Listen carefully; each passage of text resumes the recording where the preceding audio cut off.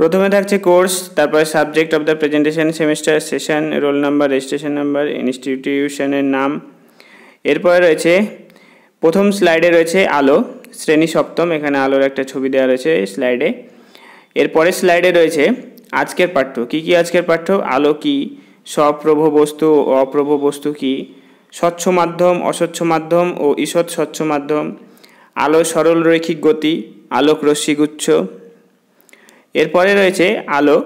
আলো হলো এক প্রকার শক্তি যা আমাদের চোখে দর্শনের অনুভূতি যোগায়। এরপরে স্বপ্রভ বস্তু, যে বস্তুগুলো থেকে নিজস্ব আলো নির্গত হয় সেই বস্তুগুলোকে স্বপ্রভ বস্তু বা আলোক উৎস বলে, যেমন সূর্য, মোমবাতি, জোনাকি। এরপরে আলোকের উৎস প্রাকৃতিক আর কৃত্রিম, এখানে কয়েকটা ছবি দেখানো হয়েছে প্রাকৃতিক ও কৃত্রিমের।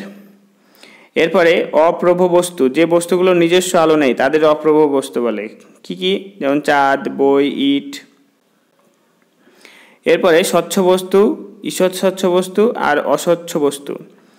স্বচ্ছ বস্তু কোনগুলো? এই বস্তুর মধ্য দিয়ে আলো সহজেই যাতায়াত করতে পারে। এর উদাহরণ কি কি? যেমন বায়ু, স্বচ্ছ কাচ, জল ইত্যাদি।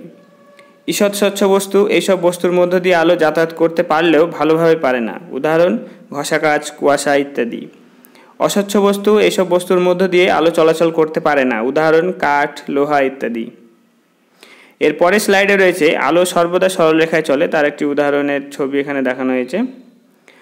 এরপরে আলোক রশ্মি, আলোর চলার পথে তীর চিহ্ন যুক্ত দিয়ে যে কাল্পনিক সরলরেখা দিয়ে বোঝানো হয় তাকে আলোক রশ্মি বলে। এটি আলোক রশ্মি বলে বাস্তবে কিছুই নেই।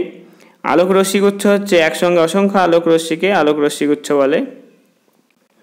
এরপরে স্লাইডে রয়েছে আলোক রশ্মিগুচ্ছ তিন প্রকারের হয়, একটা সমান্তরাল রশ্মিগুচ্ছ, আর হচ্ছে অপসারী রশ্মিগুচ্ছ বা ডাইভারজেন্ট, আর একটা হচ্ছে অভিসারী রশ্মিগুচ্ছ বা কনভারজেন্ট। আচ্ছা, এখানে ছবিগুলো দেখানো হয়েছে। তো এই বলে স্লাইডটা শেষ করার পর শেষ স্লাইডে থাকছে ধন্যবাদ। তো যাই হোক, এই ছিল আমাদের আজকের প্র্যাকটিকাম। সবাইকে অনেক অনেক ধন্যবাদ ভিডিওটি শেষ পর্যন্ত দেখার জন্য।